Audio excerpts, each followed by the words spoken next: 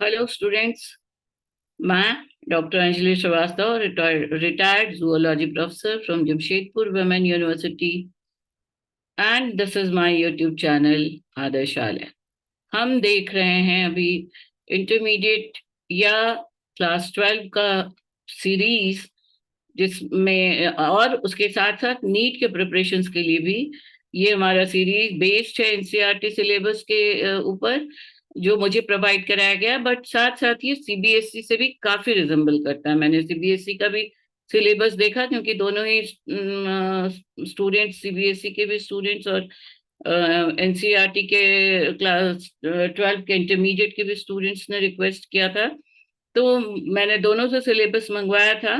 तो काफी कुछ रिजेम्बलेंसेस हैं। तो इसके पिछले 3 वीडियो से हम देख रहे हैं principles of inheritance and variations, जिसका ये आज हम देखने जा रहे हैं पार्ट 4। लास्ट वीडियो में हमने वेरिएशंस पर देखा था, और तब मैंने बताया था कि हम इसके नेक्स्ट वीडियो में डिस्कस करेंगे एफएक्यूज, बहुत तरह के क्वेश्चंस, जो करीब करीब 250 से ऊपर क्वेश्चंस हैं। ऑलमोस्ट सारे के आंसर्स भी मैंने दिए हैं।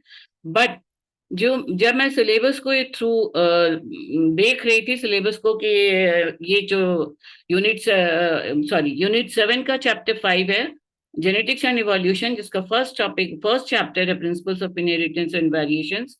तो मैंने देखा कि इसमें एक सबलेट भी दिया हुआ है बेस्ड ऑन सर्टेन एक्सरसाइजेस, जिसमें सारे एक्सरसाइजेज जितने भी उसमें सिलेबस में मेंशन्ड हैं वो हमने देख लिए हैं almost, except for one chapter which is very interesting, very important, that is the pedigree analysis. Variations में हमने अलग से pedigree analysis नहीं देखा था, but pedigree analysis actually exactly ये वेरिएशन का के लिए रिस्पॉन्सिबल नहीं है।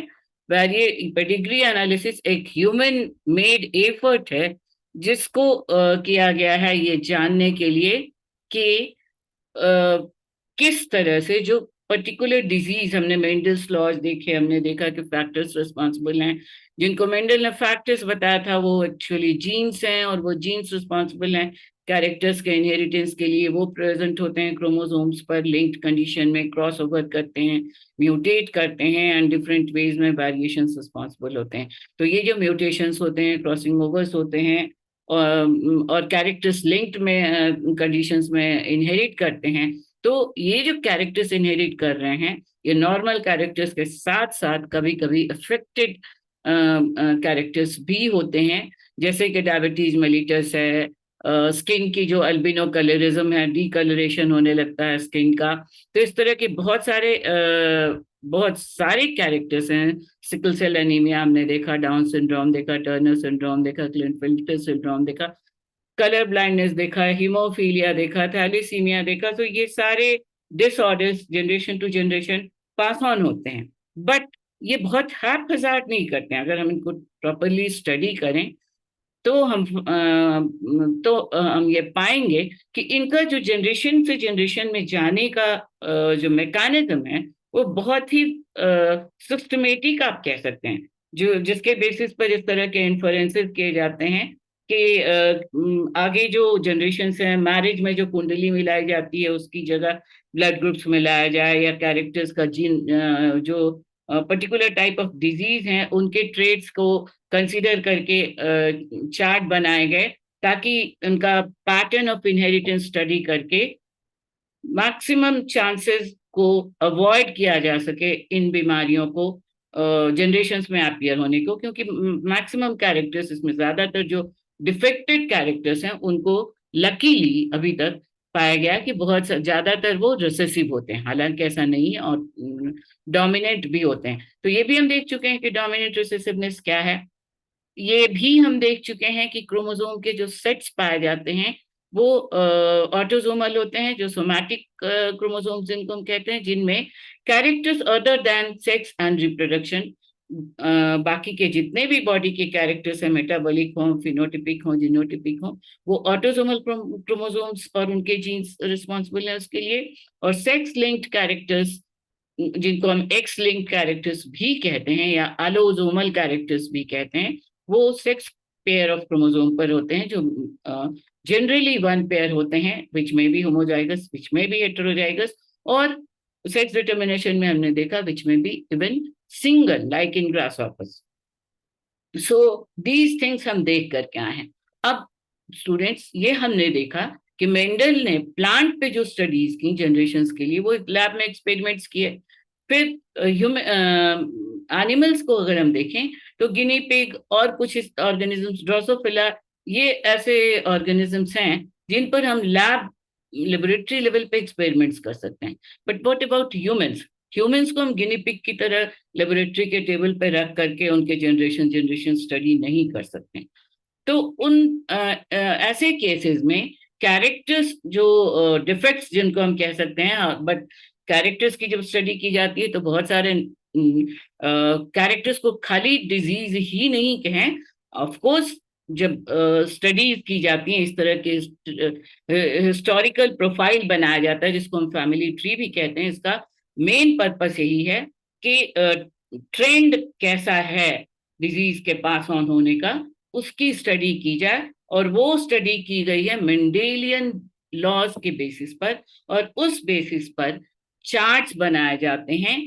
तो पेडिग्री हो गई वो to know about the history of the human generation to generation, इसको हम कह सकते हैं पेडिग्री। और इस पेडिग्री को स्टडी करने के लिए एक होलोग्राम या चार्ट की तरह या टेबुलर फॉर्म में इसको बना करके जनरेशन टू जनरेशन स्टडी की जाती है, and that entire method is called as pedigree analysis. तो पेडिग्री एनालिसिस को अगर हम लैंग्वेज में एक डिफाइन करना चाहें तो pedigree is a genealogical table, chart और diagram representing the ancestral line, जो जनरेशन पहले के जनरेशन हैं, of an individual man or animal having a long span of life and low reproductive ability. So and that is the pedigree। ये जो chart बना करके, diagram बना करके जो स्टडी की जाती है और एनालाइज किया जाता है कि कितने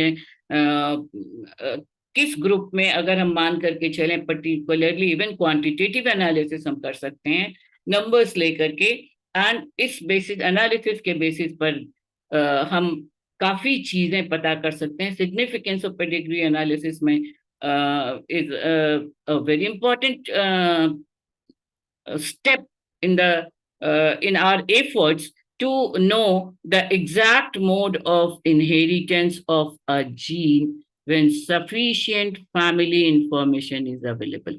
अगर हमारे पास कई एक जनरेशन के फैमिली इंफॉर्मेशन किसी एक पर्टिकुलर ट्रेट के लिए अवेलेबल है, तो by this determination of genotypes and phenotypes of the past, इस बेसिस पर हम genotype and phenotype ancestral generations का अगर जानते हैं, past, present as well as future generation भी हम जान सकते हैं। पास्ट के फिगर्स को कलेक्ट करके, एनालाइज करके, हम प्रेजेंट कंडीशंस को देख करके फ्यूचर जनरेशंस के बारे में प्रेडिक्ट कर सकते हैं, और इसी के बेसिस पर काफी सारे इन्फरेंसेस करके कैसे इन जनरेशंस में मिनिमाइज किया जा सके डिफेक्ट्स को अपीयर होने से, वो उस पर काम किया जा सकता है। जेनेटिक काउंसलिंग करके कुछ ऐसे डिफेक्ट्स हैं जो कि अपीयर होंगे ही होंगे, तो ऐसी स्थिति में सजेस्ट किया जा सकता है by the counsellors to not to opt for the giving birth to, कुछ ऐसी बीमारियां हैं जिनमें कि अनअवॉइडेबल है उनको स्किप करना, तो वैसी स्थिति में काउंसलर्स और बहुत अदर ऑल्टरनेटिव्स लाइक अडॉप्शन वगैरह भी सजेस्ट करते हैं। सरोगेसी तो बहुत मुश्किल है, अगर जेनेटिक डिफेक्ट को अवॉइड करना है तो सेम पेरेंट्स के थ्रू सरोगेसी करना तो मुश्किल है, but whatever the case, बहुत सारे तरीके सजेस्ट किए जा सकते हैं which may be considered as the significance of pedigree analysis.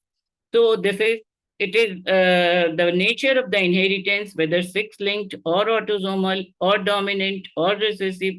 तो क्या क्या चीजें पेडिग्री एनालिसिस से हम जान सकते हैं?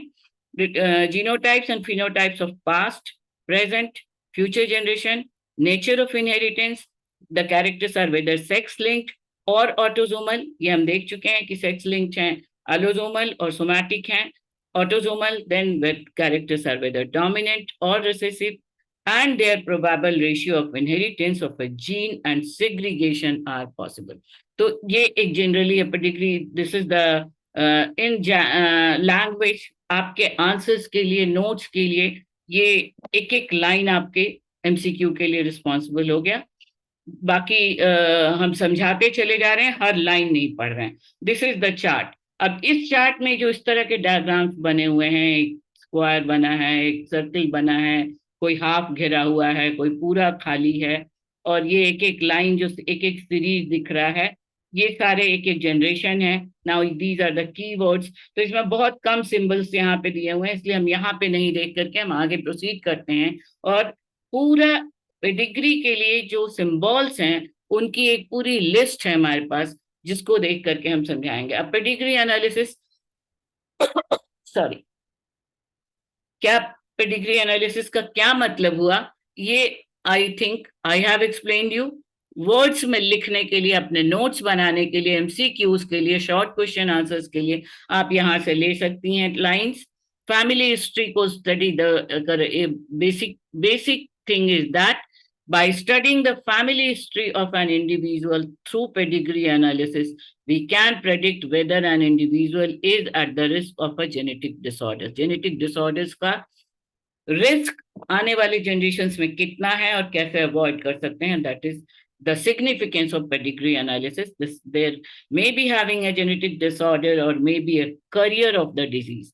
आगे हम देखेंगे, जबकि हमने ये carrier and heterotype, genotype, heterozygous, homozygous, ये सारा हम इसके पिछले वीडियोस में देख करके आ रहे हैं। लॉ ऑफ इनहेरिटेंस के समय टर्मिनोलॉजी जब हमने देखा था तब, and to some extent in during variation study also.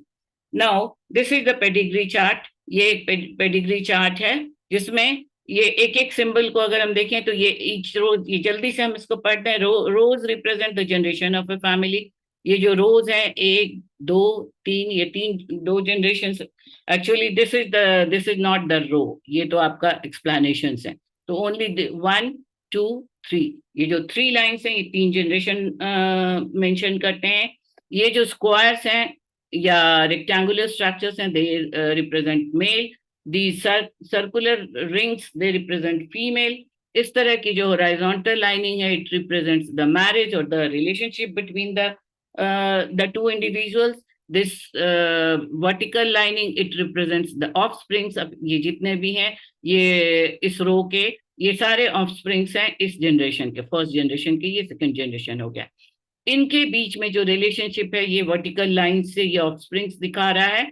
इसके अलावा बहुत सारे ऐसी फैक्ट्स हैं, सिंबल्स हैं, जो इसके बाद वाले प्रेजेंटेशन में मैं आपको बता करके एक एक सिंबल के बारे में बताऊंगी। क्यों ये हाफ खाली दिख रहा है, हाफ ब्लू है, हाफ रेड है, ये सब का मतलब। वैसे यहाँ पे थोड़ा सा रिप्रेजेंट किया हुआ है वाइल्ड टाइप। ये जितने भी ब्लू हैं ये वाइल्ड टाइप हैं, दैट इज द नेचुरल और the normal types. Wild type female round है, वाइल्ड टाइप मेल स्क्वायर है और रेक्टेंगुलर है। हेटेरोजाइगस मतलब दो सेम ट्रेट के 2 एलील्स जहां पर प्रेजेंट हैं, that is the heterozygous. Square है तो मेल, सर्कुलर है तो female. Then these are the homozygous male and female, that is इनमें जो भी कैरेक्टर के अलील्स हैं, जीन्स हैं, वो आइडेंटिकल हैं। तो या इसमें आपको इतना ही दिखा रहा है इस पेडिग्री एनालिसिस में।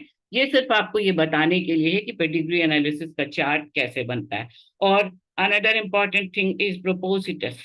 जिस मेंबर पर, मान ली ये हिस्ट्री हम कैसे बनाएंगे, पेडिग्री एनालिसिस हम उन जिस कैरेक्टर के लिए, जिस फैमिली के लिए स्टडी कर रहे हैं, उस फैमिली के मेंबर से बात करेंगे। तो जिन मेंबर से हम बात करते हैं to know about the family history, those members are called as propositus. और ये प्रोपोसिटस का ये जो साइन है, इस तरह से जो आपको मेल है, this is the female. Circular है तो फीमेल है, तो ये प्रोपोसिटस फीमेल है यहाँ पे, या प्रोवेंट फीमेल है। और ये प्रोपोसिटस मेल है। ये जो एरो साइन बताता है प्रोपोसिटस, जो काउंसलर्स ने जिनसे बात की है, जिनकी काउंसलिंग की गई है, वो मेंबर्स को ये एरो साइन बताता है। अगर ये स्क्वायर में है तो ये मेल है, अगर ये राउंड सर्कल में है तो ये फीमेल है। Now this is the sign of the symbols used for the pedigree analysis. This is square is male, square के अंदर 2 लिखा हुआ है तो 2 मेल कंसिडर कर रहे हैं। प्रोब एंड हम देख चुके, प्रोपोसिटस हैं या इंक्वायर्ड जिनकी काउंसलिंग की गई है वो मेल एंड फीमेल हैं। देन डिकीज जिनकी डेथ हो जाती है स्टडी के दौरान, जिन जनरेशन में जिनकी, they are the dickies male and dickies female. जो बीच से this intersecting line denotes the deceased male and female. Then fully black completely जो covered है ये affected male है, affected female है। affected by history जिनकी history study की जा रही है तो इस तरह से studied characters हैं। मेल के हमेशा स्क्वायर शो किए जाते हैं, फीमेल के राउंड में। Now this sign shows the examined male, this sign shows the examined female. Then जहां पर करियर्स अगर जीनोटाइप नहीं दिखाई, जीनोटाइप में हमने देखा था पहले के डोमिनेंस एंड रिसेसिवनेस में बहुत सारे कैरियर्स की तरह काम करते हैं इंडिविजुअल्स, जिनमें रिसेसिव फैक्टर्स जो हैं वो डोमिनेंट फैक्टर्स की वजह से फिनोटाइप में सप्रेस हो जाते हैं और वो इंडिविजुअल्स कैरियर की तरह किसी एक पर्टिकुलर ट्रेट के काम करते हैं तो दे आर कॉल्ड एज, उसको डिनोट करते हैं इस तरह से। एक अगर वो फीमेल है तो इट विल बी कैरियर, और ये हमने देखा है कि ज्यादातर फीमेल ही कैरियर्स होते हैं। मेल के कैरियर होने की संभावना नेग्लिजिबल है, ये आप जानते हैं, क्योंकि मेल में आइदर खास तौर से ह्यूमन के केस में वाई जीन जो होता है वो बहुत ही, उस पर बहुत ही कम जीन्स होते हैं, और वो वाई अगर रिप्रेजेंट होगा तो उसका अलील फीमेल पे होने की संभावना बहुत कम है, तभी वो एक्सप्रेस होता है।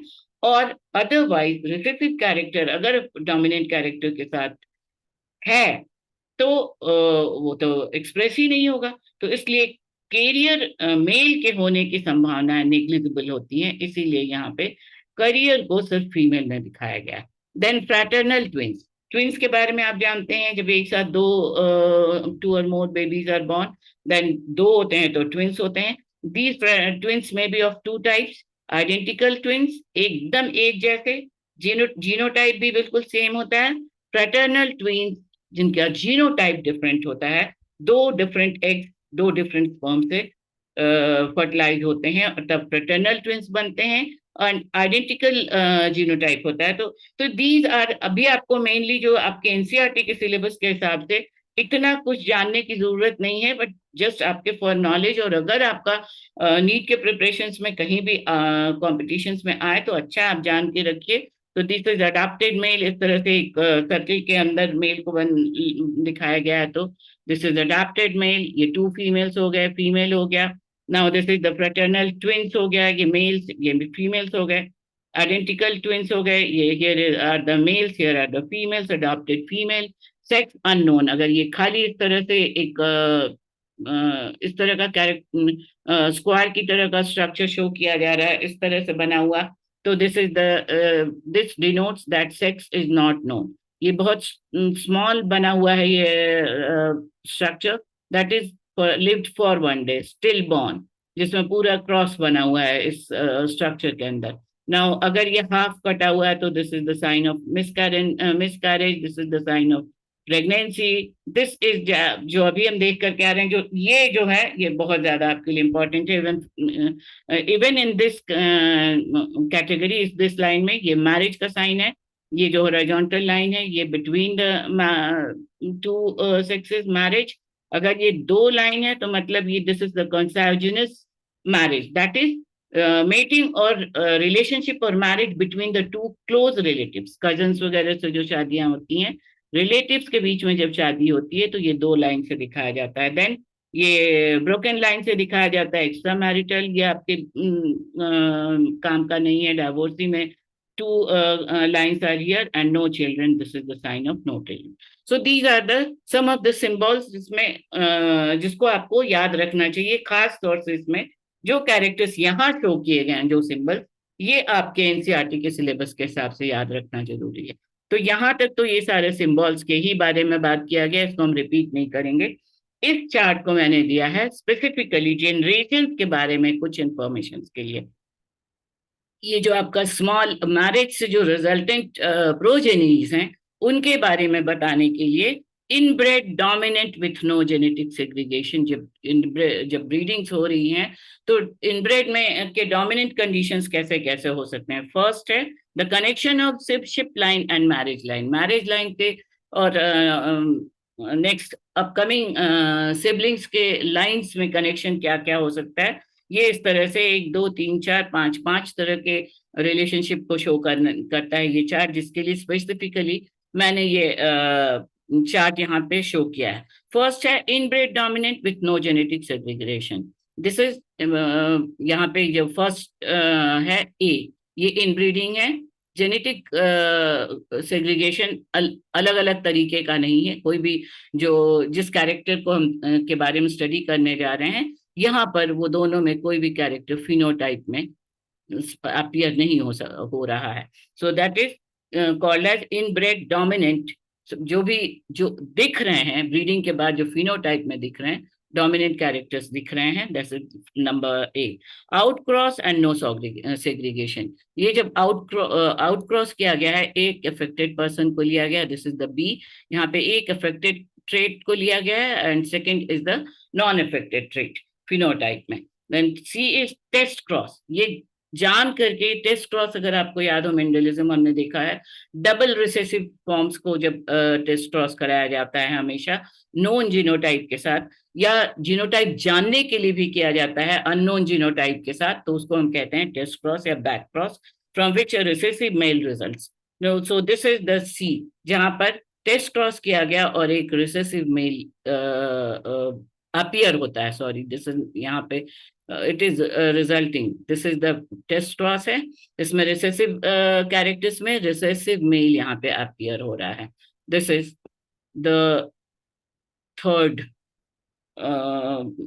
sib, ship line and marriage line. This is test cross. Then outcross by chance producing a recessive female. Now this is the D is here. अब ये इस ऐसे हुआ कैसे है, ये सब चीजें, ये बस अभी यहाँ पे चार्ट में हम क्या शो कर रहे हैं वो है, इसको आपको याद कर लेना होगा। D is outcross by chance producing a recessive female. यहाँ पे एक रिसेसिव फीमेल प्रोड्यूस हो रही है, ये आप देख रहे हैं। रिसेसिव फीमेल तभी प्रोड्यूस होगी, ये हम अगर आपको इसके लिए मेंडेलियन एक्सपेरिमेंट्स के F1 F2 F3 जनरेशंस को याद करना होगा, रिसेसिव फीमेल तभी दिखेगी, रिसेसिव कैरेक्टर्स, जब वो डबल रिसेसिव होगी। क्योंकि फीमेल में आप जानते हैं 2 एक्स होता है, अगर ये दोनों में, और ये जब इसमें अगर नॉर्मल जीन का कैरेक्टर डोमिनेंट है और दूसरा रिसेसिव है जो अफेक्टेड ट्रेट का कैरेक्टर, तो अगर जब भी ये कॉम्बिनेशन है जिसमें ये रिसेसिव कैरेक्टर है अफेक्टेड जीन का, तो ये जीनोटाइप में ये हमेशा ये कैरेक्टर कभी भी दिखाई नहीं देगा। अगर इसको दिखना है, जैसे कि यहाँ पे दिख रहा है अफेक्टेड फीमेल, तो इसके लिए जरूरी है कि ये दोनों कैरेक्टर, यहाँ पे दोनों एलील उस अफेक्टेड कैरेक्टर के दोनों को रिसेसिव होना जरूरी है। इसका डिटेल्स हम इसके पहले देखते हुए आ रहे हैं। F1 जनरेशन में किस तरह से सारे कैरेक्टर्स दब गए थे, और फिर F2 जनरेशन में 25% अफेक्टेड कैरेक्टर्स दिखे थे। तो this already we have seen, ये भी हम देखते हुए आ रहे हैं। यहाँ पे उसका रिजल्ट यहाँ पे लिखा हुआ है। Then E, inbred रिसेसिव्स produce only recessive.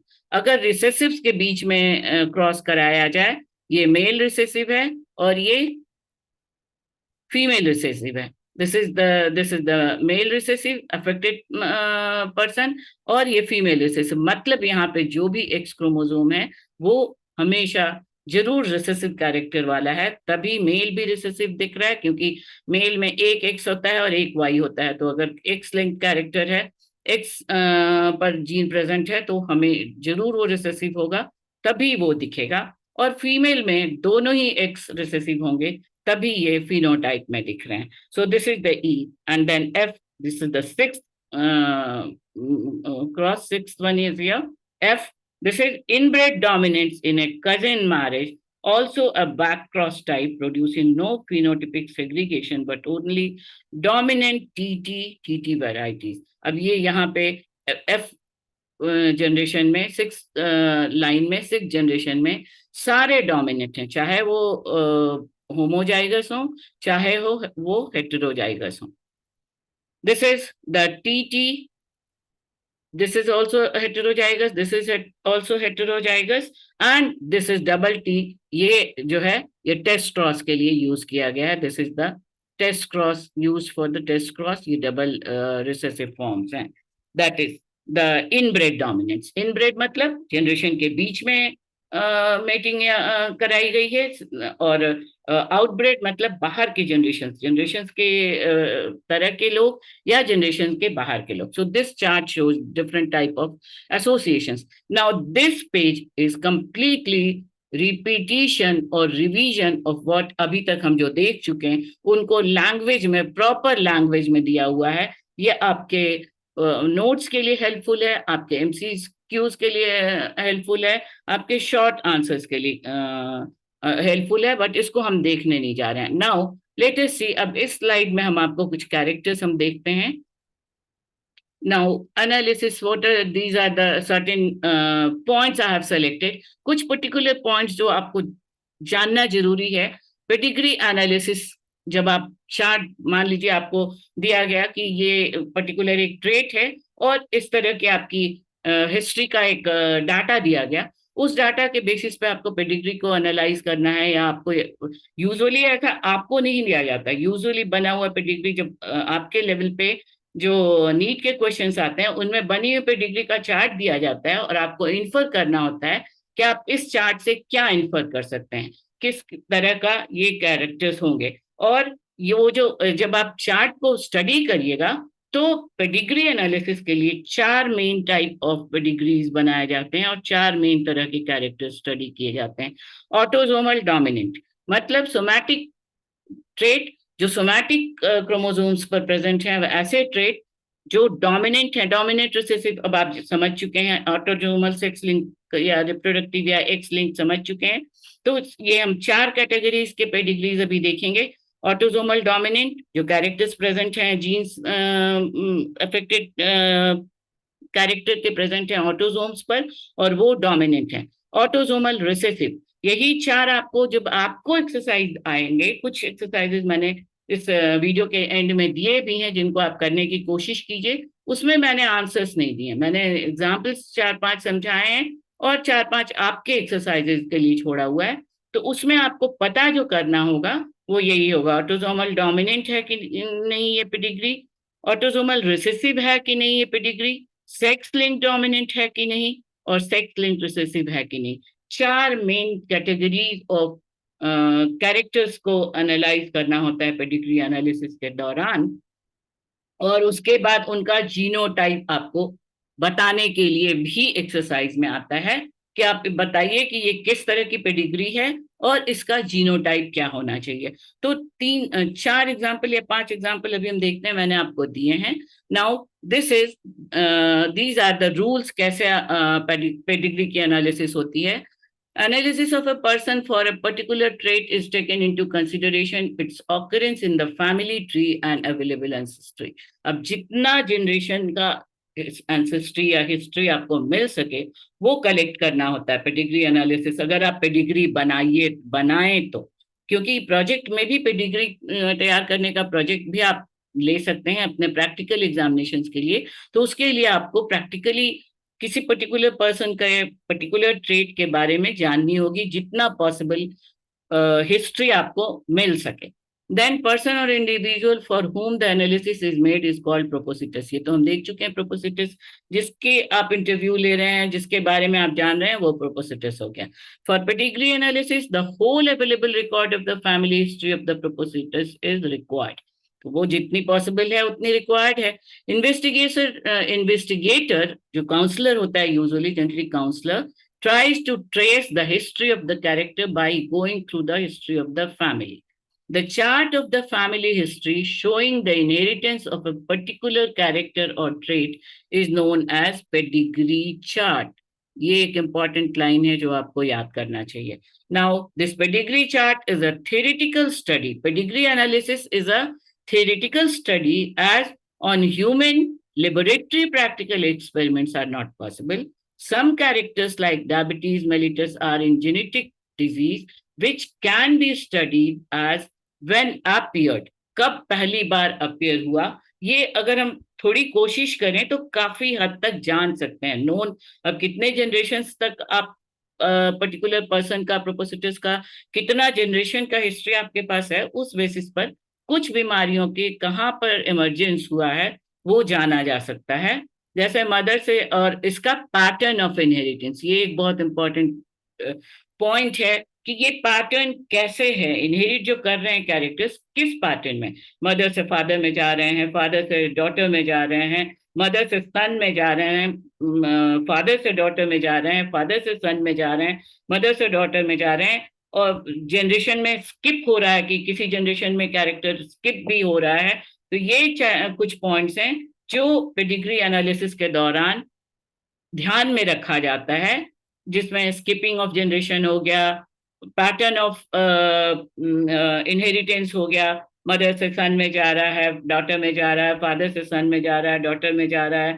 Females are mainly carriers, females, ये हम अभी भी देख करके आ रहे हैं। Now how to analyse genetical disorders have been classified into 4 categories. ज्यादातर पेडिग्री एनालिसिस के लिए जो ट्रेड्स कंसिडर किए गए हैं उनको 4 कैटेगरीज में रखा गया है। ये हम देख चुके हैं, autosomal dominant, autosomal recessive, sex link dominant and sex link recessive. तो इस इन 4 कैटेगरीज में रख करके जब आपको पेडिग्री चार्ट के जो एक्सरसाइजेज आएंगे उनमें भी आपको यही पता करने के लिए कहा जाएगा कि किस तरह की ये पेडिग्री है। ऑटोसोमल डोमिनेंट ट्रेट एक दिया रहेगा, वो मतलब ट्रेट का नाम, मैंने तो एग्जांपल्स जो दिए हैं वो मुझे मिल गए तो मैंने डिजीज के नाम के साथ दे दिए हैं, बट डिजीज के नाम से मतलब अभी नहीं है पेडिग्री एनालिसिस जो हम आपको समझा रहे हैं उसमें। आपको ज्यादा मतलब ये है कि किस टाइप जो ट्रेड दिया गया है उस ट्रेड का इनहेरिटेंस के बेसिस पर किस तरह की पेडिग्री है। ये ऑटोसोमल डोमिनेंट कैरेक्टर्स हैं, ऑटोसोमल रिसेसिव कैरेक्टर हैं, सेक्स लिंक डोमिनेंट कैरेक्टर्स हैं, सेक्स लिंक्ड रिसेसिव कैरेक्टर्स हैं। So these are the things. अब इसका सिग्निफिकेंस हम देख चुके हैं, tracing of the first appearance of characters, कब पहली बार अपीयरेंस हुआ उस ट्रेट का फैमिली में, ये काफी हद तक जाना जा सकता है। द नेचर ऑफ कैरेक्टर, कैसा है कैरेक्टर का नेचर, जिस ट्रेट के बारे में हम जान रहे हैं, ऑटोसोमल है, एक्स लिंक्ड है, डोमिनेंट है, रिसेसिव है, कहाँ कब डोमिनेंट हो रहा है, कब रिसेसिव हो रहा है। और सबसे ज्यादा इंपॉर्टेंट सिग्निफिकेंस है जेनेटिक काउंसलिंग करके ऑकरेंस ऑफ डिजीज और ट्रेट के चांसेस कितने हैं, कितना मिनिमाइज कर सकते हैं, कितना कम कर सकते हैं, उसको जानना। Now some common rules to remember while making pedigree chart, कुछ पर्टिकुलर रूल्स, ये सब चीजें हम बार बार देखते हुए आ रहे हैं तो फिर से उसी को रिपीट नहीं करते हैं कि क्यों ये रूल्स बनाए गए, बस ये आप अपने याद रखने के लिए कहिए। All affected children have at least one affected parent. Look for affected individual in each generation. इसके लिए हमको जनरेशन में अफेक्टेड इंडिविजुअल्स के हर जनरेशन को देखना होगा कि कहाँ कैरेक्टर, किसी जनरेशन में कोई कैरेक्टर स्किप हो रहा है तो उसके बेसिस पर अगर स्किपिंग है तो वो रिसेसिव होगा, या नहीं है तो डोमिनेंट होगा। उसके कुछ पर्टिकुलर रूल्स हैं, वो मैंने यहाँ पे लिख के दे दिए हैं और इसके नीचे के स्लाइड में वो प्रिंटेड भी है, जिसको आपको याद कर लेना है। अब जितना हम देख चुके हैं इसके बाद, अगर डोमिनेंट कैरेक्टर्स, अगर ये कैरेक्टर्स दिख रहे हैं हर अफेक्टेड चिल्ड्रन में तो ये डोमिनेंट ट्रेड है। अगर किसी में नहीं भी दिख रहा है तो रिसेसिव, बिल्कुल ही फर्स्ट जनरेशन में कुछ नहीं दिखा तो जरूर आपने जब मेटिंग हुई है, मैरिज हुआ है और फिनोटाइप में वो कैरेक्टर था और जीनोटाइप में नहीं है तो इसका मतलब कहीं कहीं ना कहीं वो कैरेक्टर रिसेसिव है। अगर आप याद कीजिए F1 generation of Mendel speed plant का, तो उस वही रूल्स को यहाँ पे जस्ट रिकॉल करना है। सेकेंड रूल है all affected males have affected mothers and affected daughters. अगर ऐसा रिजल्ट आया है, अगर ये यस है तो ये सेक्स लिंक कैरेक्टर्स हैं और डोमिनेंट कैरेक्टर्स हैं। अगर ये अफेक्टेड मेल्स में all affected males have affected mothers and affected daughters, अगर ये रूल नहीं है तो रिजल्ट में तो ये ऑटोसोमल डोमिनेंट कैरेक्टर है। ये इसको अभी आप याद कर लीजिए कैसे ये होगा, ये हम एक्सपेरिमेंट्स देखते हुए आ रहे हैं। हर बार हम लोग एक्सपेरिमेंट्स को रिपीट नहीं करेंगे, जब हम जीनोटाइप देखेंगे तो अपने आप ये क्लियर हो जाएगा। सेकेंड रूल है all affected females have affected fathers and affected son. अगर ऐसा है हुआ है कि जनरेशन जब हम स्टडी कर रहे हैं तो जितने भी फीमेल्स हैं जो अफेक्टेड फीमेल्स हैं उनके फादर्स अफेक्टेड थे और अफेक्टेड सन वो डिलीवर कर रही हैं, तो अगर हाँ तो this disease is X linked recessive, अगर ना तो the disease is autosomal recessive, autosome पर है और रिसेसिव कैरेक्टर्स हैं। तो the look for affected individual that is dominate. तो ये जो अभी हम आपको बता रहे थे उसको यहाँ लैंग्वेज में लिखा गया। फादर मदर टू सन अगर जाता है, फादर टू डॉटर जाता है, तो this type of pattern of inheritance is called as criss cross inheritance. और अगर क्रिस क्रॉस इनहेरिटेंस है तो इसका मतलब है रिसेसिव है वो ट्रेट। ये सब बातें आपको डिस्कशन से समझने से ज्यादा याद कर लेने की हैं। Now the types of inheritance patterns, ये तो हम देख चुके हैं, डोमिनेंट, रिसेसिव। डोमिनेंट में होगा आपका डोमिनेंट डोमिनेंट एंड रिसेसिव होगा। डोमिनेंट ऑटोसोमल हो सकता है, सेक्स लिंक्ड हो सकता है, रिसेसिव ऑटोसोमल हो सकता है, सेक्स लिंक्ड हो सकता है। So this we have already seen. अब यहाँ पे ये ध्यान रखिए कि अभी तक जब हमें ये जो कैरेक्टर्स देख रहे हैं, ये X0 is the dominant affected gene, ये हमेशा याद रखिए यहाँ पे। तो यहाँ पे अगर ये दोनों डोमिनेंट अफेक्टिव जीन दिख रहे हैं तो दिस यहाँ पे X0 को रिसेसिव कहा जाएगा, यहाँ पे X0 को डोमिनेंट कहा जाएगा। तो डोमिनेंट रिसेसिवनेस हम चार्ट से समझ सकते हैं। नाउ द रूल्स को I have just enlisted these rules in this form. Autosomal dominant, यहाँ पे never skips generation, this is the rule. ये बातें अगर आप ये जो रूल्स हैं इनको अभी कम से कम रट लीजिएगा तो जो पेडिग्री के एक्सरसाइजेज आए हैं उनको डिसाइड करने में आपको बहुत आसानी होगी। तो अब हम हर लाइन को डिस्कस नहीं करते हैं, the just see the general rules. Autosomal dominant वो कैरेक्टर हैं जिनमें हर जनरेशन में ये दिखाई देता है। मान लीजिए हम ये दो जनरेशन देख रहे हैं, यहाँ पर भी अफेक्टेड फॉर्म है, यहाँ पर भी अफेक्टेड फॉर्म है, ये दिखाई देता है। मतलब इसका ये मतलब नहीं कि जितने भी ऑफस्प्रिंग्स हैं सब में मिले, उस जनरेशन के कुछ ऑफस्प्रिंग्स में जरूर होना चाहिए। तो ऐसे कैरेक्टर्स को ऐसा कैरेक्टर जरूर ऑटोसोमल डोमिनेंट होगा। एक रूल ये है कि never skips generation. Then autosomal recessive में children of unaffected parent might be affected और डिजीज, ये हो भी सकते हैं नहीं भी हो सकते हैं। ये रूल्स को मैंने इसके बाद वाले लाइन में फिर से डेजिग्नेट किया हुआ है, लिखा हुआ है। और इसके नेक्स्ट स्लाइड में, इस स्लाइड में बिल्कुल every rule has been written in a printed typed form, तो उसको आप याद कर लीजिएगा। This is the autosomal recessive का एग्जांपल है सिकल सेल एनीमिया। एनसीईआरटी जहां जहां लिखा हुआ है, ये एनसीईआरटी के सिलेबस में as per some students this information I have got कि ये एनसीईआरटी में मेंशन्ड है। और ये जो है सेक्स लिंक डोमिनेंट कैरेक्टर की स्टडी एनसीईआरटी में शायद मेंशन नहीं है। So far I have got the information not in NCERT, but ठीक है, हम जब जान रहे हैं तो चारों के रूल्स जान लेते हैं। तो ये this children of unaffected parent, यहाँ पे देखिए दोनों पेरेंट अनअफेक्टेड हैं, बट फर्स्ट जनरेशन में माइट बी अफेक्टेड और डिजीज्ड ऑफस्प्रिंग्स। यहाँ पे फीमेल अफेक्टेड है, मेल अनअफेक्टेड है। तो ये इसका एग्जांपल है सिकल सेल एनीमिया। और ऐसे रिजल्ट्स जब आते हैं तो ये ऑटोसोमल रिसेसिव होते हैं। Then disease will never pass from father to son. अगर सेक्स लिंक डोमिनेंट कैरेक्टर है तो फादर से सन में नहीं जाएगा। इसका आप चेकर बोर्ड पनेट क्रॉस बना करके आप समझ सकते हैं इस तरह के इनहेरिटेंस को। यहाँ पे मैंने कोशिश भी की है, बट अब हर केस को, हर लाइन को एक्सप्लेन करेंगे तो घंटों लंबा चला जाएगा video. So just remember the rule, disease will never pass from father to son. Father से सन में डिजीज नहीं आएगा, फादर से डॉटर में ही ये डिजीज आ रहा है। तो ऐसे कैरेक्टर्स होते हैं सेक्स लिंक्ड डोमिनेंट कैरेक्टर्स। और इसके इसके एग्जाम्पल्स जैसा मैंने बताया एनसीईआरटी में नहीं मेंशन किए हुए हैं। और सेक्स लिंक्ड रिसेसिव कैरेक्टर्स के बारे में तो बहुत ज्यादा आपको पढ़ना है। Haemophilia, colour blindness, these are the diseases, sickle cell anemia, thalassemia, these are यहाँ पे phenylketonuria, these are the diseases जो आपको जानने हैं आपके एनसीईआरटी के सिलेबस में, जिसके बारे में हम देखते हुए आ रहे हैं, ऑटोसोमल रिसेसिव में है। और ये जो कैरेक्टर्स हैं, जो सेक्स लिंक्ड रिसेसिव कैरेक्टर्स हैं, इनके दो रूल्स याद रखिए। Males are more affected than females and criss cross inheritance occurs. Criss cross मतलब इस स्टाइल में, एक यहाँ पे है, फिर यहाँ पे स्किप हुआ, फिर यहाँ पे अपीयर हुआ। देखिए यहाँ अफेक्टेड फादर है, अफेक्टेड डॉटर है जो कैरियर की तरह दिख रही है, तो ये स्किप हो गया। यहाँ पे कैरेक्टर अपीयरेंस में नहीं आया, सन तो नॉर्मल है।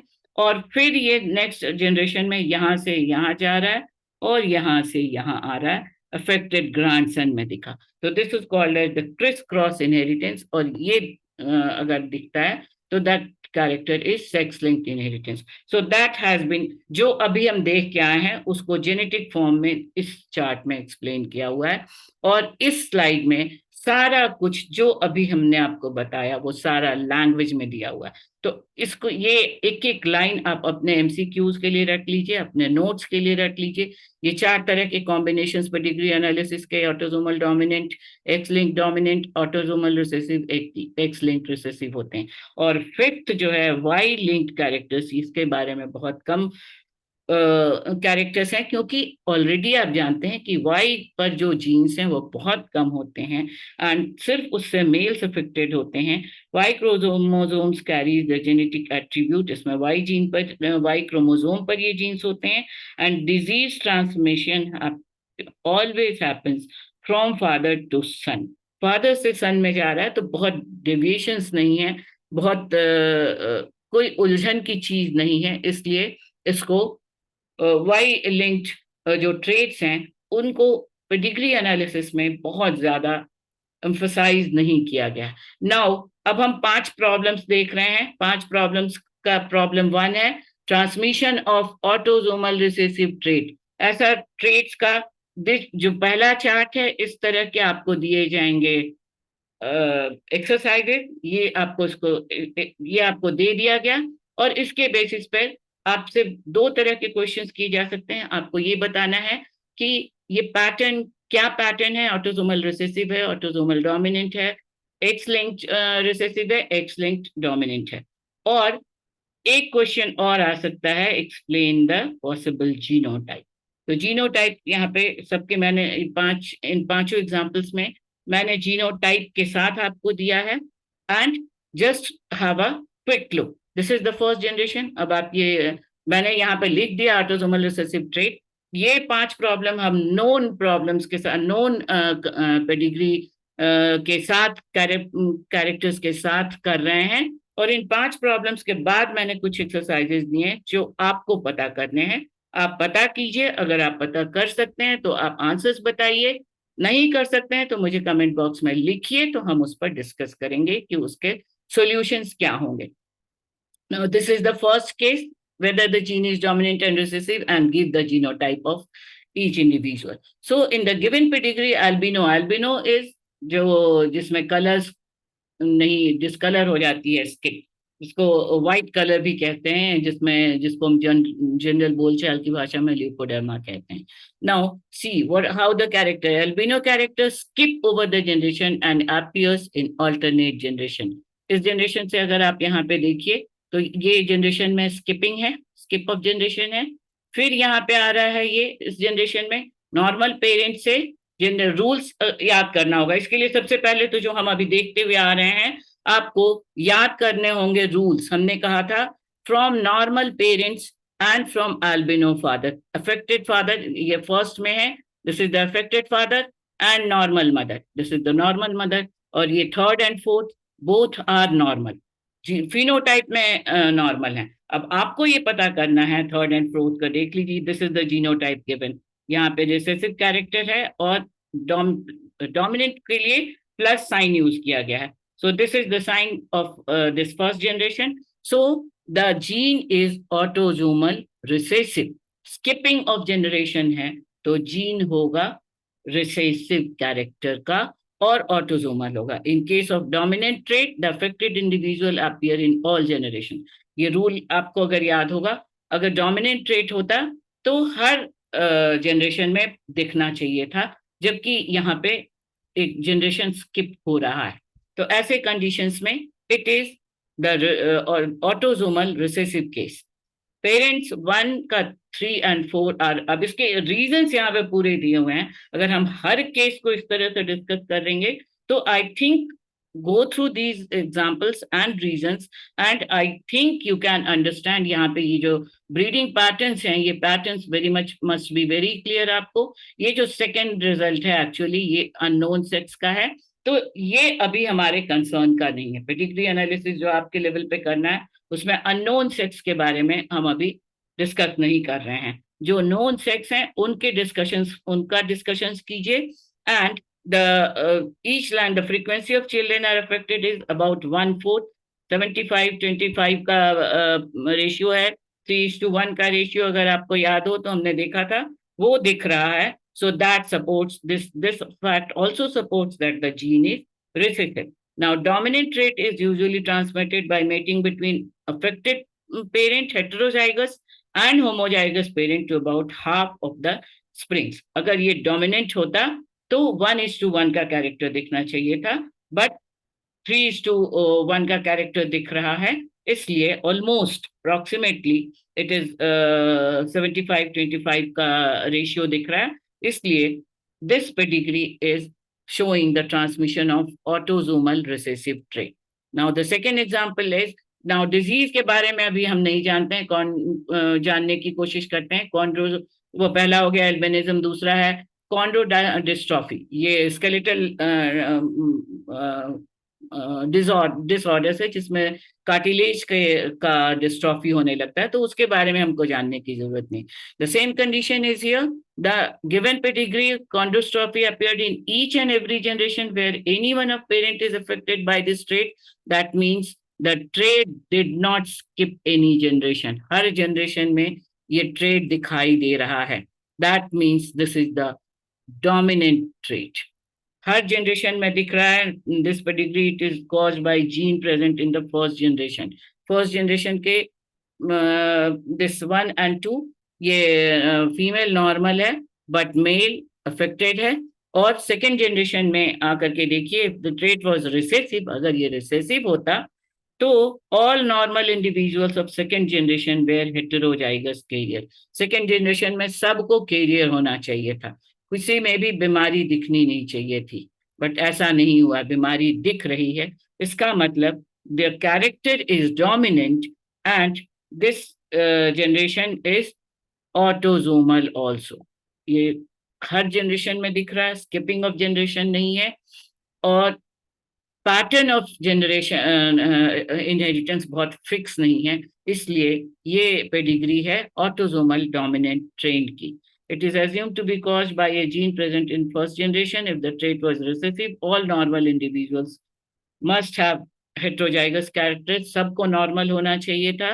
There was a chance of appearance of offspring from marriage of such individuals. No such information is evident from this pedigree. So, इस पेडिग्री इस कैरेक्टर को शो करने के लिए जो जीन डिनोट किया गया है दैट इज टी टर्म से इसको डिनोट किया गया है। यहाँ पे this C has said to be the dominant. ये कॉन्ड्रोडिस्ट्रॉफी के डिजीज को मेंशन करने के लिए जो जीन बताया गया that is the C which has been said to be dominant over normal character. ज्यादातर जैसा हमने पहले देखा था कि ज्यादातर अफेक्टेड कैरेक्टर्स रिसेसिव होते हैं, बट कुछ ऐसी बीमारियां, ऐसे कम बीमारियां हैं, बट ऐसी बीमारियां हैं जो नॉर्मल वाइल्ड टाइप के ऊपर डोमिनेंट होती हैं, जिनमें से एक ये डिजीज है chondrodystrophy. So this is denoted by this C. तो जहां जहां ये सी दिखेगा वहां वहां ये बीमारी दिखेगी ही, और जहां नॉर्मल वाइल्ड टाइप है होमोजाइगस में वहां ये बीमारी नहीं दिखेगी। जहां नॉर्मल वाइल्ड टाइप है और सी है वहां ये बीमारी दिखेगी। So this is the example of autosomal dominant. Then comes the third case, sex-linked recessive trait. This is the pedigree of the sex-linked characters, जिसके एग्जाम्पल कलर ब्लाइंडनेस है, हीमोफीलिया है। इसका जीनोटाइप सब में साथ में दिया हुआ है। Determine the nature of treat and explain, इस तरह से क्वेश्चन आता है। Now from the given pedigree it is observe that colour blind children in second generation, this is the second generation, 1, 6 and 8 This is the first number, this is the sixth number, and this is the eighth number.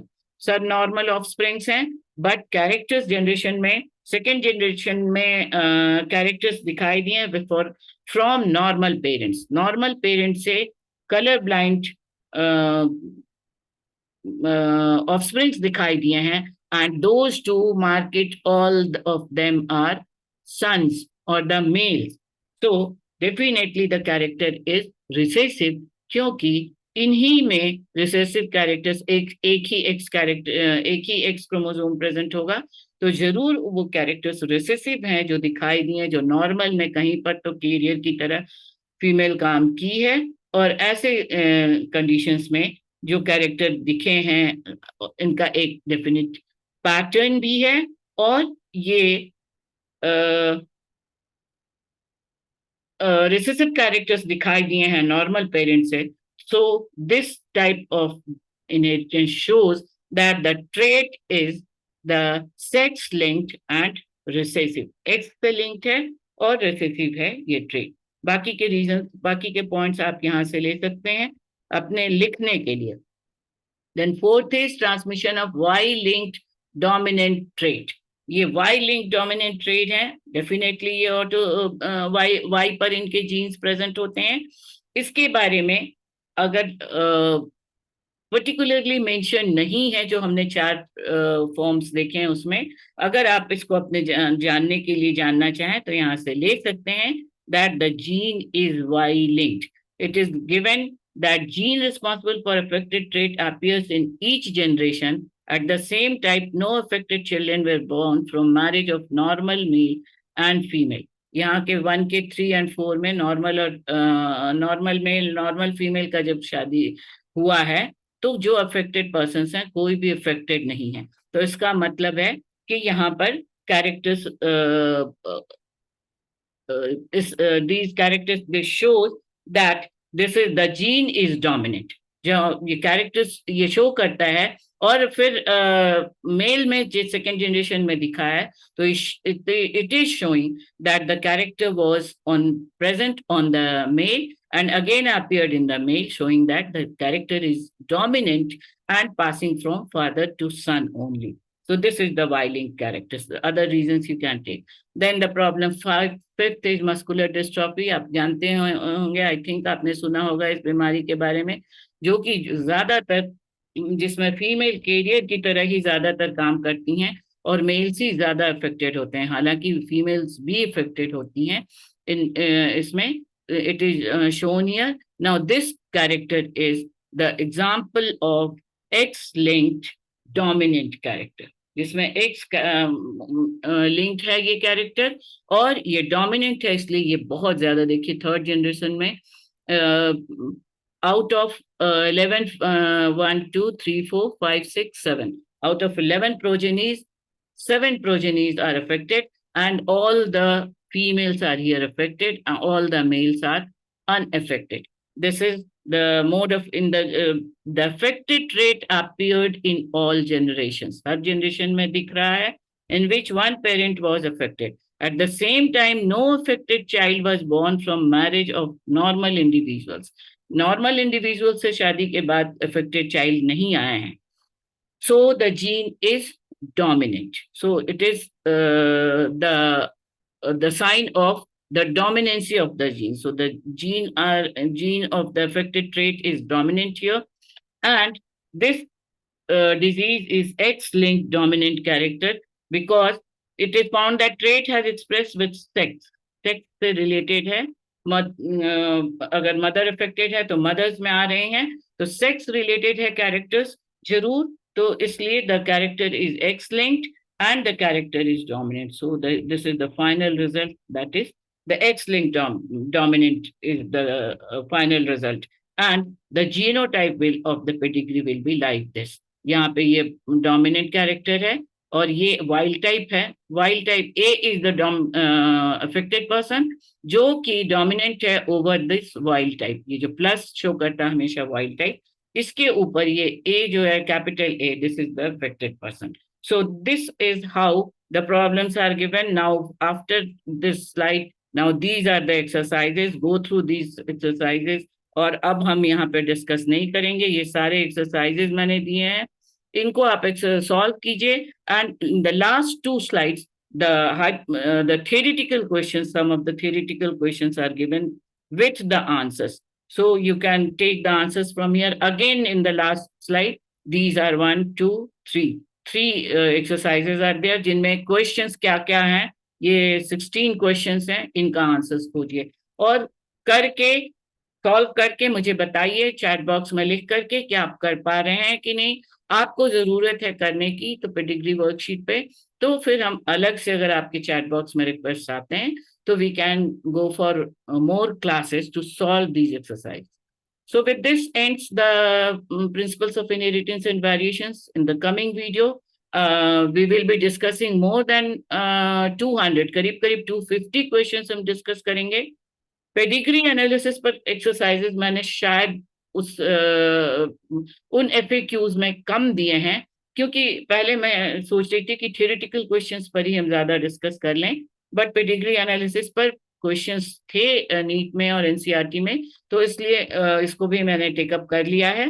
तो सो I think ये बहुत ही detail में हमने देखा है, आपको समझ में आया होगा। डिस्क्रिप्शन बॉक्स देखिए, जो कुछ छूट जाता है या नहीं भी छूटता है, तो चूंकि आपके ये वीडियोस काफी लंबे लंबे हो रहे हैं, तो इनका जो जिस्ट है इनको समराइज करके मैं डिस्क्रिप्शन बॉक्स में मेन पॉइंट्स डाल देती हूँ, ताकि उनके बेसिस पर इस पूरे प्रेजेंटेशन को आप स्क्रीनशॉट लेकर के या पॉज करके आप अपने नोट्स तैयार कर सकें, या अपने आप भी अपने बुक से भी आप अपना नोट्स तैयार कर सकते हैं अगर आप डिस्क्रिप्शन बॉक्स के डिटेल्स से जाएंगे तो। So do like share and subscribe the channel. अगर आपको पसंद आ रहा है तो अपने फ्रेंड्स को बताइए, अपने क्लास में बताइए, ताकि वो भी बेनिफिटेड हो सकें। अगले वीडियो के बाद हम फिर जाएंगे मॉलिक्यूलर बेसिस ऑफ इनहेरिटेंस पर। सो आपके एग्जाम्स तो काफी नजदीक आ रहे हैं, मुझे लगता है मैं कुछ हेल्प कर पा रही होंगी पर्टिकुलर टॉपिक्स में। और अगर आपको इमीडिएट कुछ हेल्प चाहिए तो मुझे चैट बॉक्स में लिखिए, कोई एडवाइसेज हो, कुछ सजेशंस हो तो चैट बॉक्स में लिखिए, शेयर कीजिए, सब्सक्राइब कीजिए और लाइक कीजिए। चैनल्स को लाइकिंग बहुत कम मिल रही है, तो मुझे समझ में नहीं आ रहा है कि आपको पसंद आ रहे हैं कि नहीं वीडियो। लाइकिंग में, शेयरिंग में, सब्सक्राइबिंग में या बेल आइकन दबाने में कहीं कोई पैसा नहीं लगता है, ये तो आपको पता ही होगा। बेल आइकन दबाइएगा तो आपको आने वाले मेरे वीडियोस के नोटिफिकेशंस मिल जाएंगे। So thank you students, thank you so much.